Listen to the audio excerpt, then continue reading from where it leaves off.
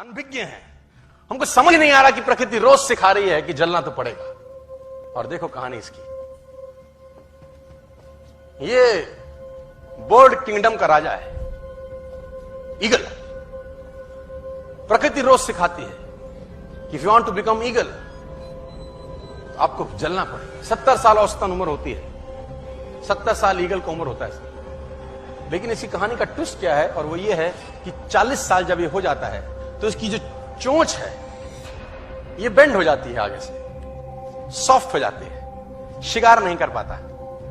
When he reach 40 इसकी चोंच bend हो जाती है, सॉफ्ट हो जाती है, शिकार कर करके शिकार नहीं कर पाता। इसके जो पंख हैं जिससे उड़ता है वो इतने भारी हो जाते हैं कि वो छाती से चिपक जाते हैं, इतने भारी हो जाते हैं कि छाती से चिपक जाते हैं, इसको उड़ने में तकलीफ होती है। इसके जो पैर हैं जिससे झपटा मारता है वो नाखून टेढ़े हो जाते हैं, कर करके 40 साल। अब इसके पास चॉइस है कि 40 साल के बाद मर जाए, क्योंकि उड़ सकता नहीं है, शिकार कर नहीं सकता, पंख भारी हो गए, उड़ना दिक्कत, शिकार पकड़ नहीं सकता क्योंकि पैर के नाखून खराब हो गए, और पकड़ भी ले तो चोंच से उसको मार नहीं सकता। अब इसके पास चॉइस है 40 साल में क्या वो मर जाए। लेकिन मैं आपको बताना चाहूंगा, प्रकृति सिखाती है कि ईगल ऐसा नहीं करता।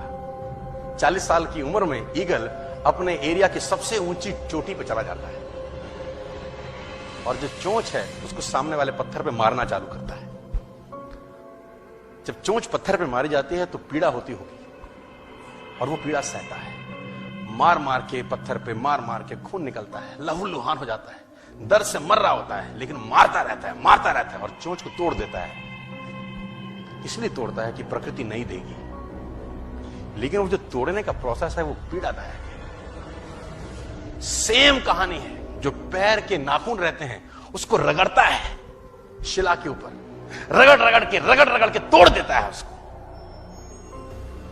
कितना पेनफुल रहता होगा यार। लेकिन हर ईगल की जिंदगी में ऐसा दिन आता है 40 साल। जैसे ही चोंच निकलती है कहानी यहां खत्म नहीं होती, नई चोंच आती है, फिर वो उस चोंच से अपने परों को तोड़ता है, अपने जिस्म से अपना ही पर उखाड़ता है, क्योंकि वो पर उसके उड़ने के लायक नहीं रहे। भयंकर पीड़ा होती होगी, भयंकर।